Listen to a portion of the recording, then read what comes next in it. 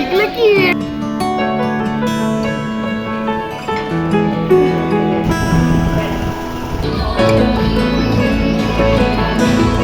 Hello everyone, আসসালামু আলাইকুম। This is me Nusrat Jahan and welcome back to my channel Rayan Islam Rodela. আমার হাতে যে ব্যাগটা দেখতে পাচ্ছ সেটা কিন্তু আমার শখের বর নিউ মার্কেট থেকে এইমাত্র নিয়ে আসলো। আমার ব্যাগটা কেমন হয়েছে? আর আমরা সবাই কিন্তু রেডি হয়ে গেছি, এখন যাব বিয়ে বাড়িতে, বুফে প্যারাডাইসে যাব, ধানমন্ডিতে।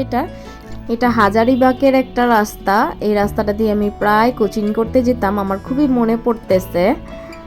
এই তো এখন তার যাওয়া হয় না। আর আমি বাইকে বসে একটু ভিডিও করে নিলাম। আমাদের যেতে যেতে প্রায় 2টা বেজে গিয়েছিল, 1টা থেকে 3টা পর্যন্ত টাইম ছিল। তো যে শুনলাম যে ওরা নাকি একটু টাইম বাড়াইছে, 1 ঘন্টা বাড়তি করে দিছে। এটা ধানমন্ডির জিগাতলা রূপায়ণ জেড প্লাজায় অবস্থিত, লেভেল 6-এ বুফে প্যারাডাইস। এই প্যারাডাইসটাই শুধু আমাদের আশা হয়েছে 3বার, এই নিয়ে 3বার হইল। 2টা বিয়ের অনুষ্ঠান খেয়েছি, আর একবার আমার ভাইয়ের বার্থডে ছিল, ওই দিন আমরা এসেছি। তো প্রতিদিনই মানে বারে বারে একটাতেই পাই, এই জন্য ভালো লাগতেছে না। তো আমরা লিফটে উঠে গেলাম, লেভেল 6-এ নেমে যাব। বুফে প্যারাডাইস খুবই ভালো লাগে এই জিনিসটা দেখলে। তো আমরা এন্ট্রি করে নিলাম। এখন দেখতেছি যে বর বউ কেউ আসে নাই, 2টা বেজে গেছে, ওরা এখনো আসে নাই। অনেক মেহমানই আসছে, তো বর বউর মেহমান এখনো হয়তো বা আসে নাই। তো আমরা বসে না থেকে ভাবতেছি যে খাবার নিয়ে ফেলি। তোর বাবা নিয়ে নিল মাটনের যেই তেহারিটা, এটা এত মজা ছিল আর কি বলবো। ওদের আগে যে 2বার আসছি, খাবার একদমই খাওয়া যায় না, শাহি জিরা দিয়ে সব খাবার একদম ভরে রাখে, কিন্তু আজকের খাবারগুলো এত টেস্টি এবং ইয়াম্মি ছিল, কি বলবো। আমার কাছে তো সবগুলোই ভালো লাগছে। কিভাবে যে আমি খাইছি তোমরা একটু পরেই দেখতে পারবে। কেউ কিন্তু ভিডিওটা স্ক্রিপ্ট করবে না, সবাই একটু ভিডিওটা মনোযোগ সহকারে দেখো, খুবই আনন্দ পাবে। এবং যারা এখনও একটা লাইক দাও নাই, প্লিজ একটু লাইকটা দিয়ে দাও। আর চ্যানেলটা যারা সাবস্ক্রাইব করো নাই, প্লিজ তোমরাও চ্যানেলটা সাবস্ক্রাইব করে দাও। আর যারা আমার আগের বন্ধু, তাদের সবাইকে অনেক অনেক ধন্যবাদ। তা আমরা বসে গিয়েছি একটা সাইডে, আর খুবই সুন্দর একটা টেবিল পেয়েছি, একদম বাহিরের নেচারালি দেখা যাচ্ছে, সব কিছু দেখা যাচ্ছে এবং আলোটাও আসতেছে। ও, তোমাদের মনে কিন্তু একটা প্রশ্ন জেগে থাকতে পারে যে আমরা কার বিয়েতে আসছি। এটা রোদেলার বাবার বন্ধুর শালির বিয়ে ছিল, তার বিয়েতেই আসলাম। আর এই তো আমার খাবার দেখছো কি পরিমাণে নিয়ে আসছি। আমার কিন্তু সবগুলো খাবারে এত ভালো লাগছে, দেখো আমি কিভাবে খাচ্ছি। এটা চিকেন ললিপপ। তোমরা যারা যাও বুফে, অবশ্যই চিকেন ললিপপটা যখনই দেখবে বেশি করে নিয়ে ফেলবে, কখনো এটা থাকে না, সবসময় শেষ হয়ে যায়। আমরা 5 পিস পেয়েছিলাম, 5 পিসই নিয়ে ফেলেছি। এটা আসলে শেষ হয়ে যায়, সব কিছু থাকলেও চিকেন ললিপপ পাওয়া যায় না। তো এটা কিন্তু নিয়ে ফেলেছি আমরা, আগে পেয়েছি। আর মোমো এবার 2বার আসছি, মোমো ছিল না, এখন দেখতেছি যে মোমো রেখেছে। তো মোমো আমার খুবই ভালো লাগে, আমি তো মোমো খাচ্ছি। আর একটা সস দিয়েছে, টক মিষ্টি একদম ঝাল, সসটা দিয়ে খেতে অনেক মজা। তো আমার মেয়ে বলতেছে যে মোমো নাকি একদমই বাজে, আমি তো ওকে বলতেছি মোমো তো খুবই মজা। তোমরা দেখতে থাকো মনোযোগ সহকারে, আর আমি খেতে থাকি। বুফে আসার টেকনিক একটা, অনেক ভালো করে কিন্তু খেতে হবে। তোমাদের দিয়ে দেই, আজে বাজে জিনিস খাবে না। আর রুটির আইটেমগুলো তো একদমই খাবে না, রুটি যেগুলো আছে, নান, তারপর পিৎজা, এগুলা খাবে না। এগুলা খেলে কিন্তু পেট একদম ফুলে যাবে, তো খাওয়া যায় না। শুধু আমার মতো এরকম আইটেমগুলো নিবে আর খাবে আমার মতো। তো দেখতে থাকো কিভাবে সবগুলো খেয়ে ফেলি, আরও তো নিয়ে আসবো।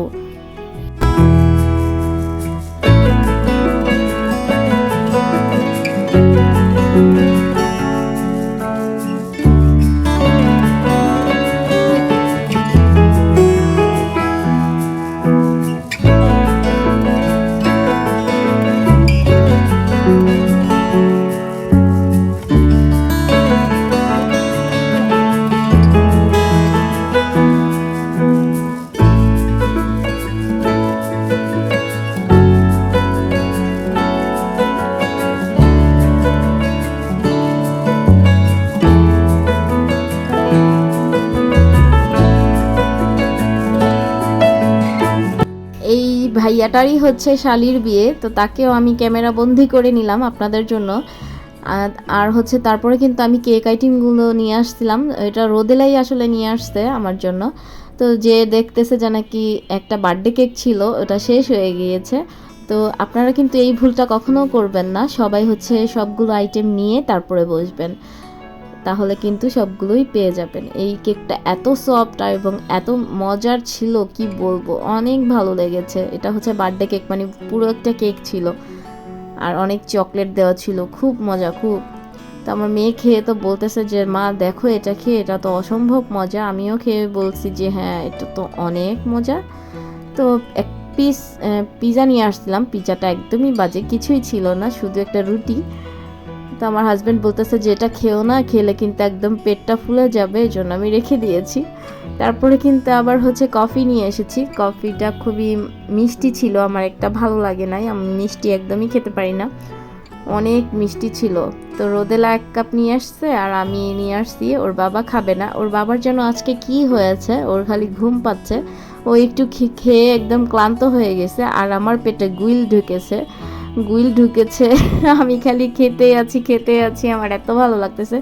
2 বার আসছি গাইস, আপনারা যদি বিশ্বাস করবেন, শুধু পেয়ারা ভর্তা আর হচ্ছে আনারস ভর্তা খেয়েছিলাম, কিন্তু আজকে ওগুলাও খেয়েছি, কিন্তু আরও পাশাপাশি অনেক কিছু খেয়েছি। আমার তো মনে হচ্ছে আমি যদি আজকে টাকা দিয়ে খেতাম, আমার টাকা একদম উসুল হয়ে যেত। আর বাবা আর মেয়ে তো খেতেই পাচ্ছেন না আজকে। আমি আবার একটু ঘোরাঘুরি করতে গেলাম, পরে দেখলাম যে একটা নল্লি। তো আমার হাজব্যান্ড তো এগুলো অনেক পছন্দ করে, তাড়াতাড়ি আমি নিয়ে ফেললাম। এগুলা কিন্তু ভাগ্য থাকলে পাওয়া যায়, 2টা কি 3টা দিয়ে থাকে, এবং সবাই তো নিয়ে ফেলে, এই জন্য ভাগ্যের প্রয়োজন আছে। আমার খালাতো বোনের বিয়েতে একটা পাইছিল আমার জামাই, আর এখন একটা পাইলাম আমি ওকে নিয়ে দিছি আর কি। তো ভিডিও করতেছি, ও আমার দিকে এরকম টেরা চোখে তাকাইছে, আমি তারপরেও ভয় পাই না, ভিডিও করতেই আসি, ওকে আমি ভয় পাই না এখন। ওই যে একটা মহিলা আছে না, দেখছেন না, কিডনি দিয়েও তারপরে কোনো দাম আছে, কি করলো, আরেকটা মেয়ের সাথে প্রেম করতেছে আর তোর ওয়াইফকে মারধর করতেছে। এরকম চান্স দেওয়া যাবে না বাপু, তোমার জন্য আমি কিডনি দিতে পারবো না, পারলে তুমি আমার কিডনি দিও, মরে গেলেও তোমাকে আমি কিডনি দিব না, এটা সত্য কথা একদম। তো ওর জন্য কিন্তু ভালোবেসে একটু হাড্ডি নিয়ে আসছিলাম, ও তো মজা করে একদম ভিতরে যে ক্যালোরিগুলো আছে সবগুলো বের করে ফেলছে। এখন দেখি আমাকে দেয় কিনা, আমি তো অপেক্ষায় রইলাম যে দেখি আমাকে দেয় কিনা। প্রথম তো মেয়েকে দিল, তারপর ভাবতেছি বাবা মেয়েকে দিচ্ছে, এখন দেখি না আমাকেও ডাকতেছে। ও মা, বেড়ার আবার কোন দিক দিয়ে মায়া ভালোবাসা বের হয়ে গেল আমি বুঝতেই পারলাম না। তো যাই হোক, বেড়ায় ভালো থাকুক, সুস্থ থাকুক, খেয়ে দিয়ে। ও বলতেছে আমি আর খাবো না, চলো বাসায় চলে যাই। আমি তো বলতেছি দাঁড়াও, আমি একটু পেয়ারা ভর্তা নিয়ে আসি, আর মোমো আমার ভালো লেগেছে, আরেকটা মোমো নিয়ে আসছি, আর রোদেলা তো আবার একটু কেক, তারপরে হচ্ছে জেলও নিয়ে আসছে। আর ওগুলা যে ছিল না আগেরগুলাই, সে আমার জামা একটু শেষ করতেছে, বলে অপচয় করা ঠিক না, ওগুলা খেয়ে ফেলো।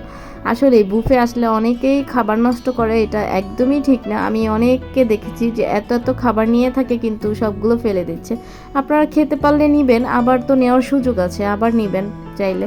তো আমি একটু ভিডিও করতেছি, আমার জামাই বলতেছে আমাকে একটু ছবি তুলো, আমি বলি তুলতেছি তো, দেখো তোমার কি সুন্দর করে আমি ছবি তুলে দিচ্ছি।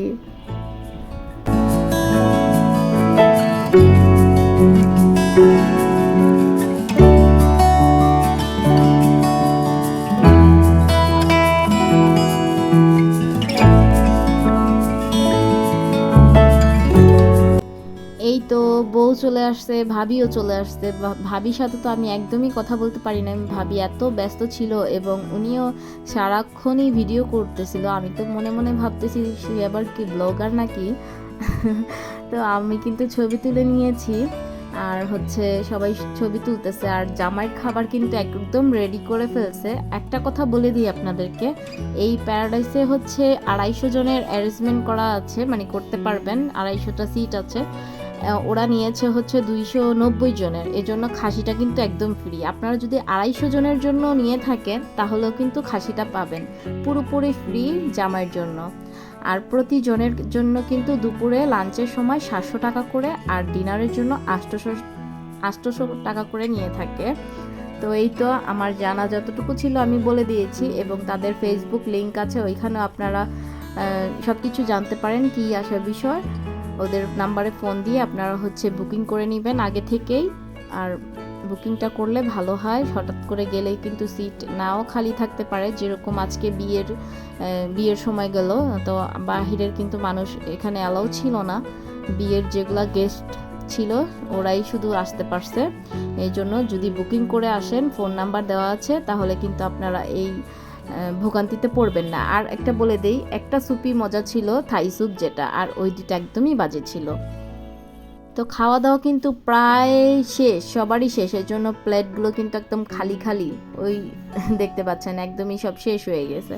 তো আমরা এখনই বের হয়ে যাব, এই জন্য বের হওয়ার আগে একটু ভিডিও করে নিচ্ছি। আর ওই যে দেখো দেখা যাচ্ছে দি ক্যাফেরিও ধাবা, ওইটাতে সব হচ্ছে এইখানকার বেশিরভাগই হচ্ছে আপনার বুফে তারপর রেস্টুরেন্ট সবগুলো আছে আর কি, এই জিগাতলা 7 মসজিদ রোডে।